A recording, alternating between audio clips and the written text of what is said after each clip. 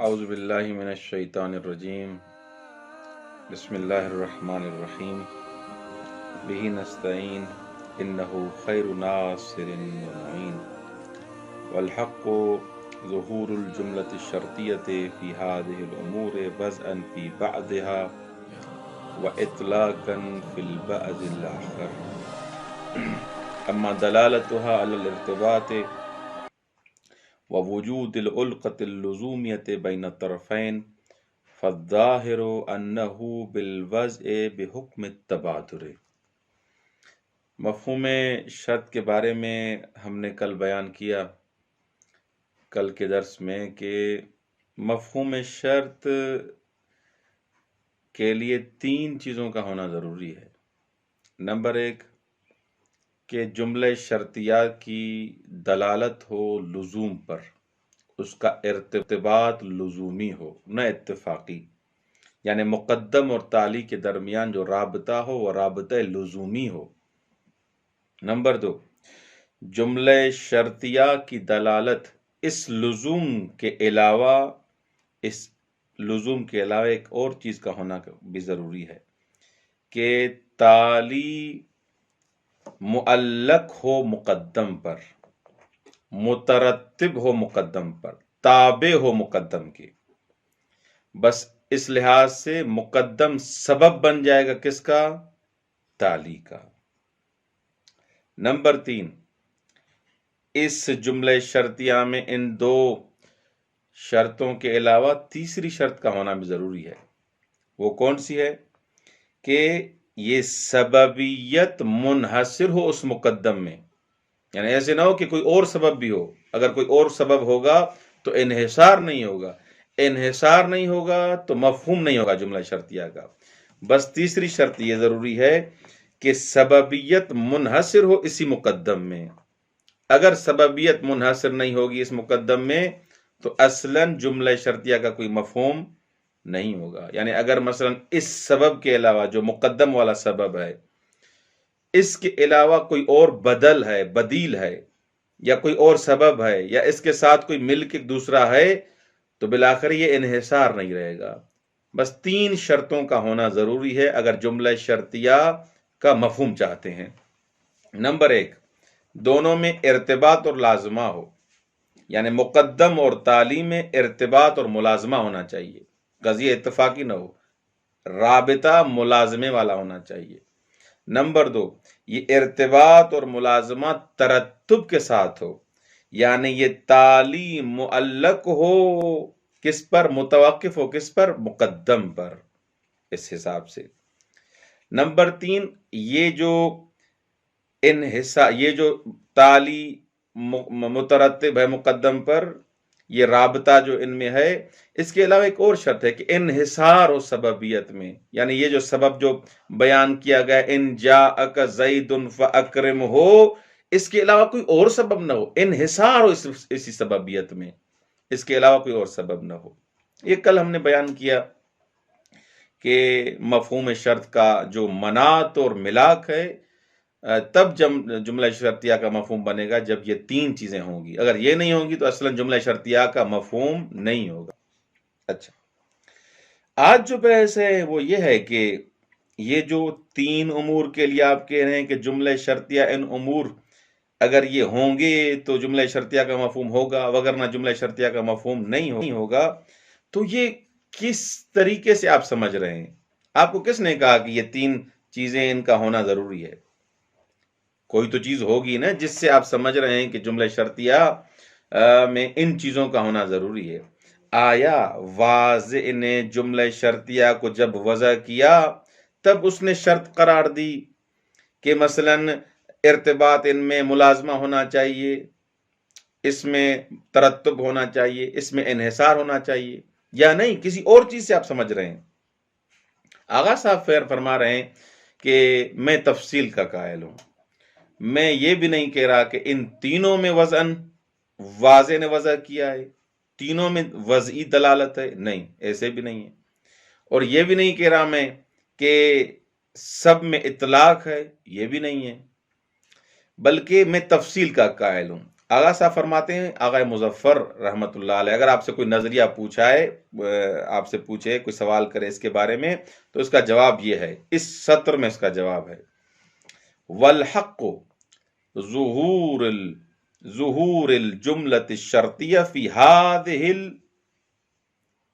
والحق ظہور الجملۃ الشرطیہ فی هذه الامور وضعا فی بعضها واطلاقا فی البعض الاخر۔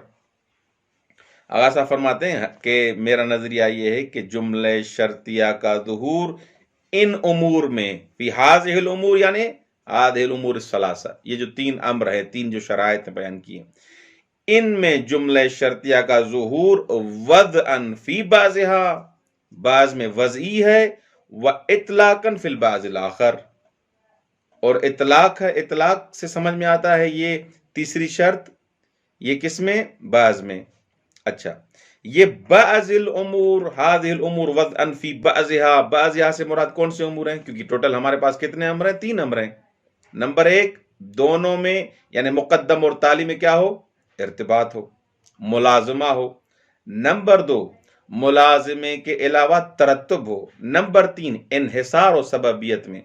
کہہ رہے ہیں کہ یہ جو پہلے دو سبب ہیں، پہلے جو دو امر ہیں، اس میں ان امور میں ہم وضعاً سمجھتے ہیں، واضح نے آ کے وضع کیا ہے کہ یہ ایسے ہونا چاہیے، لیکن تیسری جو شرط ہے انحصار والی، وہ واضح کے وضع کرنے سے نہیں سمجھے ہم، وہ ہم اطلاق سے سمجھتے ہیں۔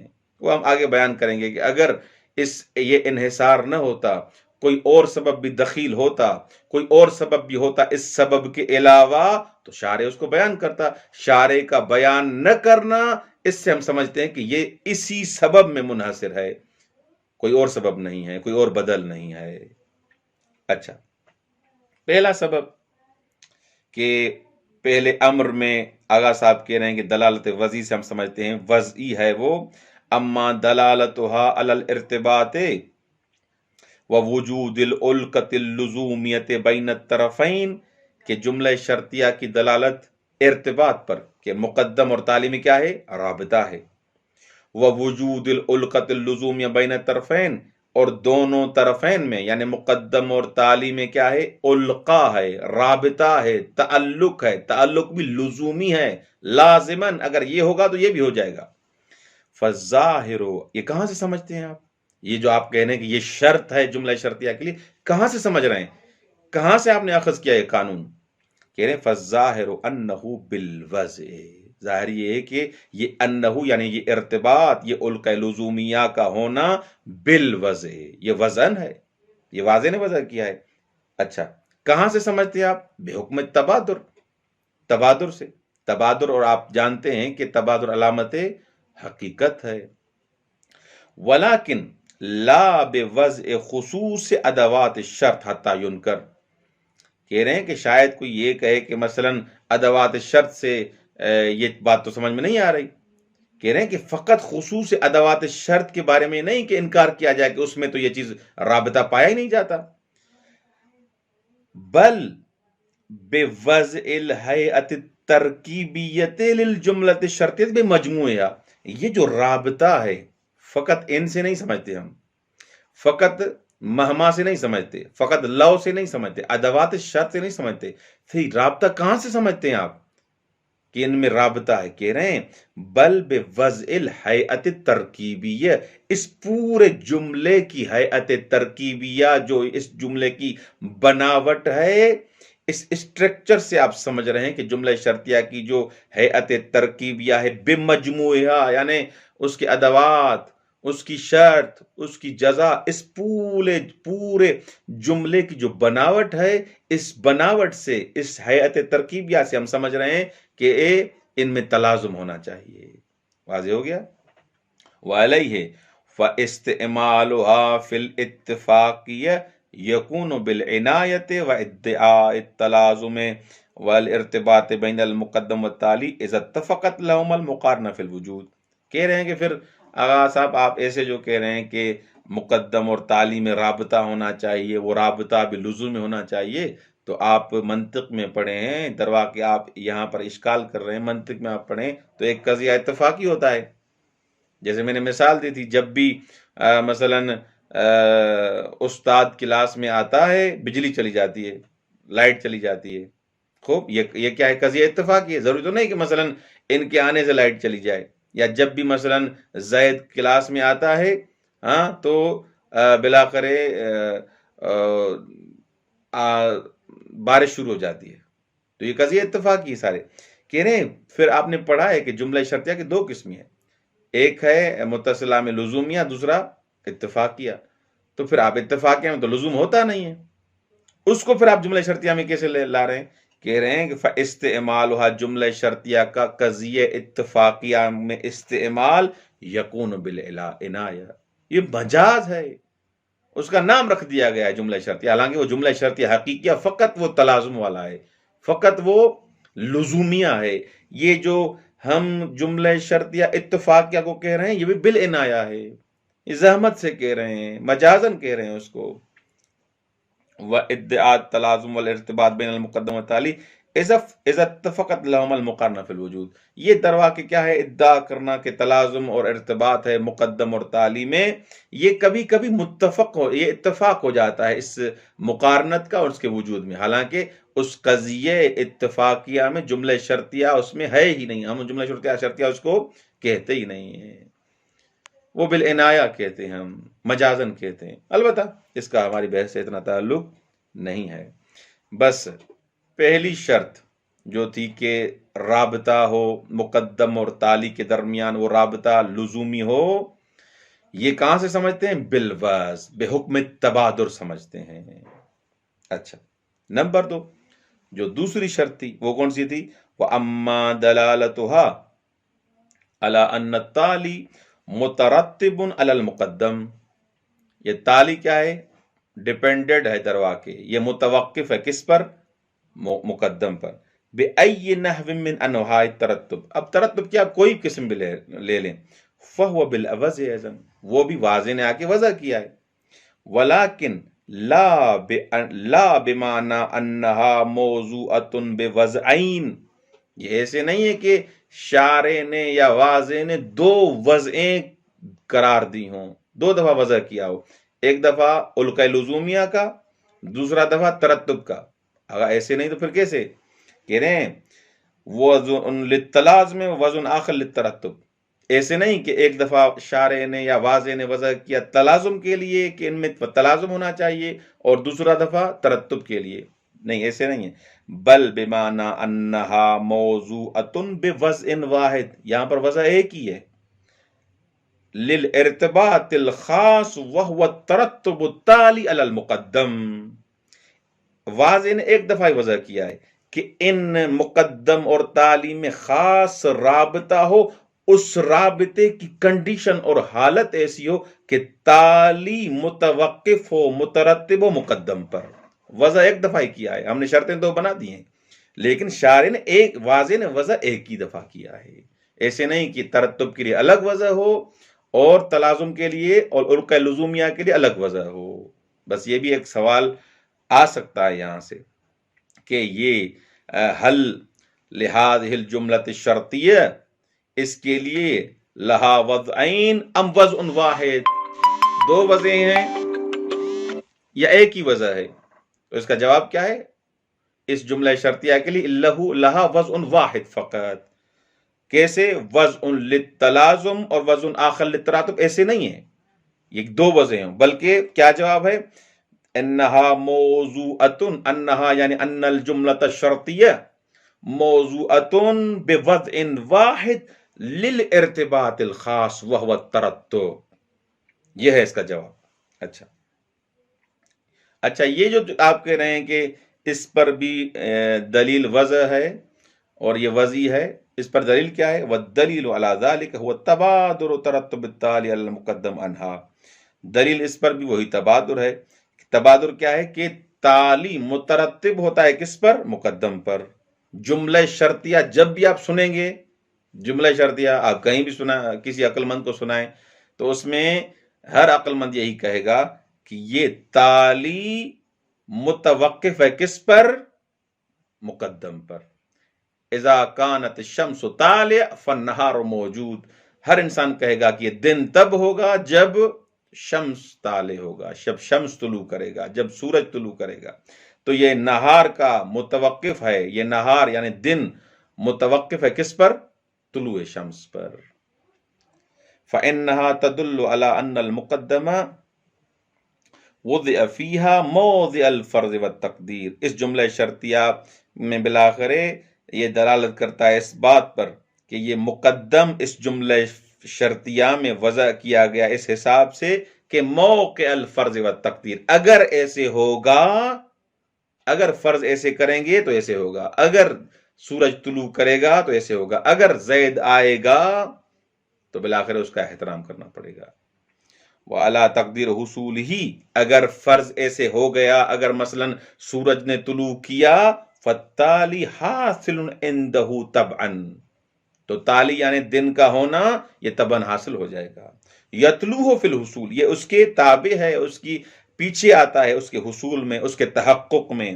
یا ایسے کہیں او فقل ان المتبادر منہا لا بدیت الجزا، اس تبادر اس جملہ شرطیہ سے کیا ہے؟ جزا کا ضروری آنا ہے کہ اگر یہ ہوگا تو یہ بھی ہوگا.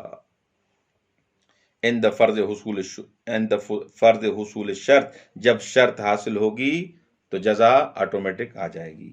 وَهَذَا لَا يُمْكِنُ أَن يُنْكِرُهُ إِلَّا مُكَابِرٌ أَوْ غَافِلٌ، اس چیز سے کوئی بھی انکار نہیں کر سکتا سوائے انسان جو بالآخر ہر چیز کا انکار کرتا ہو، مقابرہ کرتا ہو. غافل انسان جو توجہ ہی نہ ہو وہی اس چیز کا انکار کر سکتا ہے.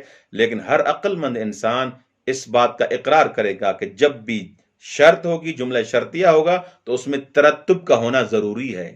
ترتب کا ہونا ضروری ہے کہ اگر یہ شرط ہے تو جزا ہے. تو جزا یہ موقوف ہے کس پر؟ شرط پر. اگر نہار ہے تو شمس طالع ہے، اس حساب سے. فإن هذا هو معنى التعلیق الذي هو مفاد الجملة الشرطیہ التي لا مفاد لها غیره. یہ جو تعلیق کا معنی آپ لے رہے ہیں یہ خود جملہ شرطیہ کا مفاد ہے. اصل ہدف جملہ شرطیہ کا یہی ہے، اس کے علاوہ جملہ شرطیہ کون سا مفاد ہے؟ یہی تو مفاد ہے. ومن ہنا، اسی وجہ سے سموا الجزء الاول منها شرطا ومقدما، اسی وجہ سے پہلے جز کو انہوں نے کیا نام رکھا ہے؟ شرط. اور مقدم، شرط کہتے ہیں نحوی حساب سے، مقدم کہتے ہیں منطق کے حساب سے، یا ملزوم کہتے ہیں منطق کے حساب سے. وسموا الجزء الثانی جزءا وتالیا ولازما، اور دوسرے جز کو یعنی وہی تالی کو کیا کہتے ہیں؟ آپ اگر نحو میں چلے جائیں گے ادبیات میں تو اس کو کیا کہا جائے گا؟ جزا. اگر منطق میں آئیں گے اس کو کیا کہا جائے گا؟ تالی یا لازم. اچھا، فَإِذَا كَانَتْ، اب یہاں پر ایک اور بات کر رہے ہیں کہ جملہ کون سا ہونا چاہیے، جملہ خبریہ ہو، انشائیہ ہو، یا کوئی فرق نہیں ہے. فَإِذَا كَانَتْ جملة انشائیہ اے ان التالی متضمن لانشاء حکم تکلیفی او وضعین، کہہ رہے ہیں کہ جملہ شرطیہ اگر جملہ انشائیہ ہوگا، جملہ انشائیہ ہوگا یعنی کیا؟ یعنی تالی متضمن ہوگا ایک حکم تکلیفی کے انشاء کو یا وضع کو. یعنی وہ جو تالی آپ کا ہے اس میں حکم تکلیفی ہوگا، اس میں حکم تکلیفی کی انشاء موجود ہوگی یا وضعی کی انشاء موجود ہوگی. فَإِنَّهَا تَدُلُّ عَلَىٰ تَعْلِيقِ الْحُكْمِ عَلَى الشَّرْطِ، اس میں دلالت ہوگی اس بات پر کہ یہ حکم معلق ہے کس پر؟ شرط پر. فَتَدُلُّ عَلَىٰ انتفاءِ الْحُكْمِ عِنْدَ انتفاءِ الشَّرْطِ الْمُعَلَّقُ عَلَيْهِ الْحُكْمِ. اس صورت میں یہ دلالت کرے گا یہ قضیہ اس بات پر کہ یہ حکم منتفی ہو جائے گا جب یہ شرط منتفی ہوگی. یہ شرط جیسے ہی ختم ہو جائے گی تو یہ حکم بھی کیا ہو جائے گا؟ منتفی ہو جائے گا. المعلق علیہ الحکم، وہ حکم جو اس شرط پر معلق تھا، متوقف تھا، اگر شرط ختم ہو جائے گی تو بلاخر وہ حکم بھی ختم ہو جائے گا. یہ اگر جملہ انشائیہ ہو. وَإِذَا كَانَتْ جُمْلَةً خبریہ، الفاظ تبدیل ہو رہے ہیں نا. اگر جملہ شرطیہ جملہ خبریہ ہے، اے ان التالی، جملہ خبریہ میں کیا ہوتی ہے؟ خبر ہوتی ہے، حکایت ہوتی ہے.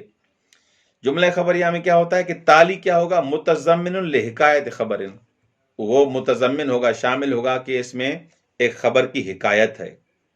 فَإِنَّهَا تَدُلُّ عَلَىٰ تَعْلِيقِ حِكَایَتِ عَلَى الْمُقَدَّمِ، اس میں اس بات کی دلالت ہوگی کہ یہ حکایت معلق ہے کس پر؟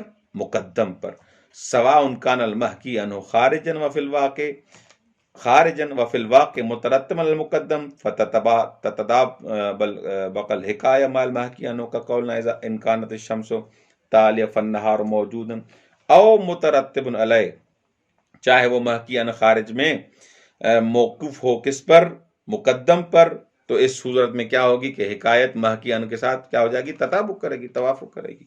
अच्छा, या इसके बरक्स हो, इन कान नहार मौजूद फशम्सु तालिया औ कान ला तरत्तुबुन बैनहुमा, या तो ये महकी अन ये मुतरत्तिब है किस पर, उस पर, ये हिकायत मुतरत्तिब है महकी अन पर, या औ कान ला तरत्तुबुन बैनहुमा, ये उस पर अत्फ है, या तरत्तुब है दोनों में या कोई तरत्तुब नहीं है। कल मुतज़ाइफ़ैन, जैसे दो मुतज़ाइफ़ आपने पढ़े हैं, फी मिस्ल कुल इन कान खालिदुन इब्नन लिज़ैद फज़ैदुन अबूहु, अगर खालिद बेटा है ज़ैद का तो ज़ैद उसका क्या है, बाप है।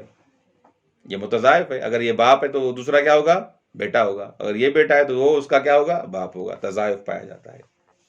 अच्छा, बहरहाल जुमला खबरिया और जुमला शर्त इंशाइया कोई फर्क नहीं करता। व अम्मा दलालतुहा अला अन्न शर्त मुनहसिरुन, ये तीसरी जो आपने बयान की कि इन्हिसार, ये कहाँ समझ रहे हैं, ये वजह से नहीं, कि फबिल इतलाक, ये इन्हिसार जो हम समझ रहे हैं कि ये सबबियत में जो इन्हिसार है, ये कहाँ समझ रहे हैं, फबिल इतलाक, ये इतलाक समझ रहे हैं कि मौला ने मुतलक कलाम को बयान किया है। ये जुमला शर्तिया मुतलक है, लिअन्नहु लौ कान हुनाक शर्तुन आखर लिल जज़ा, अगर दूसरी शर्त भी होती यहां पर जजा के लिए, बदीलुन लिज़ालिका शर्त, इस शर्त के बदले में, वकज़ा लौ कान माहु शैउन आखर, या इसी शर्त के साथ कोई और चीज इकट्ठी होती, मिल के शर्त बन रहे हैं, यकूनान मान शर्तन लिल हुक्म, दोनों मिल के शर्त बन रहे हैं हुक्म के, लहताज ज़ालिका इला बयान ज़ाइदिन अम्मा बिल अत्फे औ बेऔ फिर सूरतिल उला, जो इसमें क्या होता, इसमें मौला वो वाजे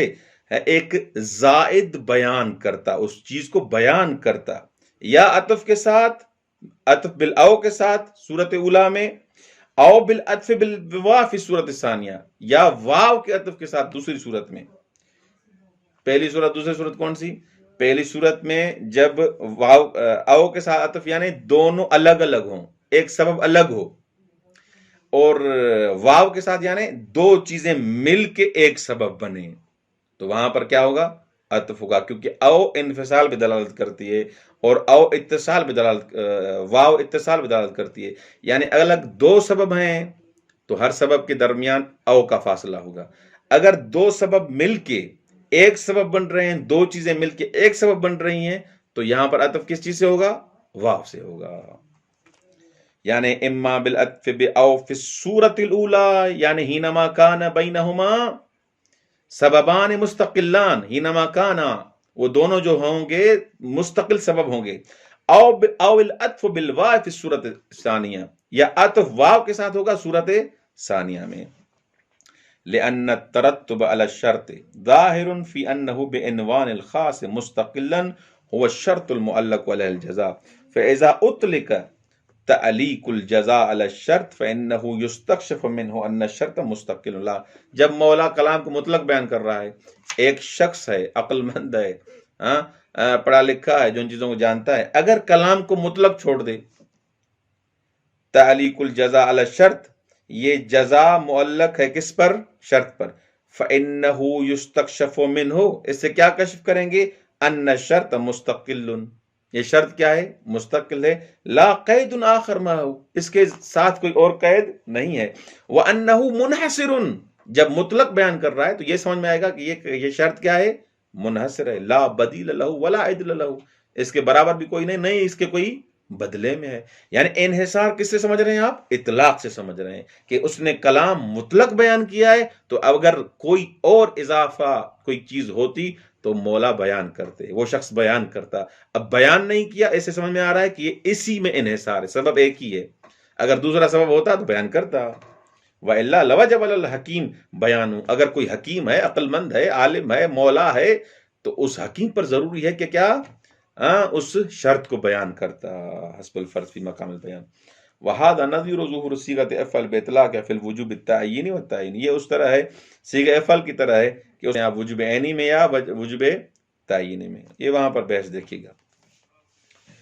کہہ رہے ہیں وَإِلَىٰ هُنَا تَمَّ لَنَا مَا أَرَدْنَا أَن نَذْهَبَ إِلَيْهِ مِن ظُهُورِ الْجُمْلَةِ الشَّرْطِيَّةِ فِي الْأُمُورِ الَّتِي بِهَا تَكُونُ ظَاهِرَةً فِي الْمَفْهُومِ. یہاں پر ہم نے بیان کیا کہ ہم نے یہ بیان کیا کہ جملہ شرطیہ کا ظہور ہے ان امور میں، اور یہ ظاہر ہے جملہ شرطیہ کس میں؟ مفہوم میں، بے شرطی کہ یہ تین چیزیں جملہ شرطیہ میں پائی جائیں. یہ تین شرطیں کس طریقے سے پائی جائیں، اس کی کنڈیشن بھی تینوں کی آغا صاحب نے بیان کی. وَعَلَى كُلِّ حال ان ظہور الجملۃ الشرطیہ فی المفہوم مما لا ينبغي ان يتطرق الیہ شک الا مع قرینۃ صارفہ او تکون واردۃ لبیان الموضوع. یہاں پر بیان کر رہے ہیں کہ جملہ شرطیہ ظاہر ہے مفہوم میں، اس میں کوئی بھی شک نہیں ہے.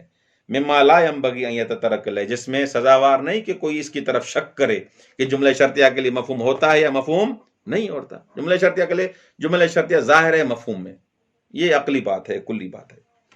اچھا، کون سی دو صورتیں ہیں؟ سوال، کون سی دو صورتیں ہیں جہاں پر جملہ شرطیہ کا مفہوم نہیں ہوتا؟ یہ یاد کر لیں. کہہ رہے ہیں الا ما قرینۃ صارفہ، قرینہ صارفہ ہو جو جملہ شرطیہ کے ظہور کو اس سے چھین لے، ایک، او تکون واردۃ لبیان الموضوع، یا یہ جملہ شرطیہ وارد ہی ہوا ہو کس کے لیے؟ موضوع کے بیان کرنے کے لیے. یہ جملہ شرطیہ کس کے لیے آیا ہو؟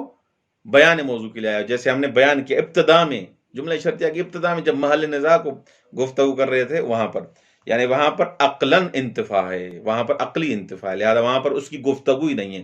اگر بیان مسوقتاً لبیان الموضوع جو ہم نے بیان کیا تھا اگر اس کے لیے ہے تو وہاں بھی مفہوم نہیں ہوگا، ایک.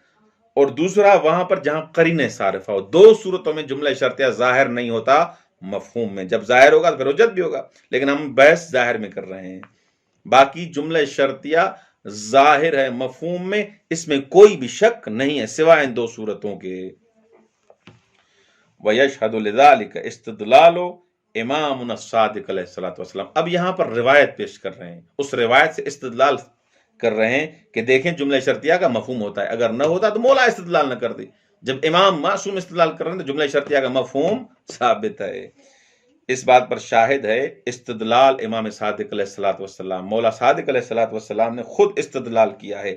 کس سے؟ بالمفہوم فی روایت ابی بصیر، ابی بصیر کے مفہوم کے روایت کے مفہوم کے ساتھ. قال سألت ابا عبداللہ عن الشأة تذبح فلا تتحرک ویحراق منها دم کثیر ابید. کہہ رہے ہیں کہ میں نے امام صادق علیہ الصلوۃ والسلام سے سوال کیا اس بھیڑ کے بارے میں جس کو ذبح کیا جائے اور وہ حرکت بھی نہ کرے، اور اس سے ایک زیادہ اس سے کیا خون بہ جائے، جو غلیظ خون ہو، گاڑھا خون ہو، اس سے بہے. تو اب اس کا کیا حکم ہے مولا؟ کہ بھیڑ ہے اور وہ حرکت بھی نہیں کر رہی، اس سے خون بھی بہ گیا ہے، تو اب اس بھیڑ کا کیا حکم ہے؟ حلال ہے، حرام ہے، کیا ہے، کھائیں نہ کھائیں؟ مولا نے فرمایا لا تاکل، اس بھیڑ کو آپ نہ کھائیں. اچھا، دلیل مولا خود بیان کرتے ہیں. ان علی علیہ الصلوۃ والسلام یقول اذا رکضت الرجل او طرفت العین فکل. مولا فرماتے ہیں کہ اگر وہ اپنی ٹانگیں ہلائے یا آنکھوں کو پھرائے فکل، تو پھر کھا. فإن استدلال الامام، مولا صادق علیہ الصلوۃ والسلام کا مولا علی کے اس قول، بقول علی علیہ السلام، مولا کے اس قول کے ساتھ کہ اذا رکضت الرجل او طرفت العین فکل، اس قول کے ساتھ استدلال لا یکون الا اذا کان له مفہوم، یہ نہیں ہو سکتا مگر ان کہ اس جملے کے لیے کیا ہو؟ مفہوم ہو. وَهُوَ إِذَا لَمْ تَرْقُزِ الرِّجْلِ أَوْ لَمْ تَطْرُفِ الْعَيْنِ فَلَا تَأْكُلْ. کہ اگر مثلا وہ ٹانگ کو نہ ہلائے، حرکت بھی نہ کرے اور آنکھوں کو بھی نہ گھمائے، تو اس صورت میں فَلَا تَأْكُلْ. یہ کیوں کل تو منطوق ہے نا، یہ لا تأکل مفہوم ہے. تو اگر مفہوم نہ ہوتا تو مولا اس کے ساتھ استدلال نہ کرتے. تو اس مولا کے علی ابن ابی طالب علیہ السلام کے قول کے ساتھ جو مولا صادق علیہ السلام نے استدلال پیش کیا ہے، اس استدلال سے واضح ہے کہ جملہ شرطیہ کا مفہوم ہوتا ہے، اگر نہ ہوتا تو کبھی بھی مولا علی ابن ابی طالب علیہ السلام کے قول سے استدلال نہ کرتے. تو اس لیے ثابت ہے کہ جملہ شرطیہ کا مفہوم ہے. والسلام علیکم ورحمۃ اللہ وبرکاتہ.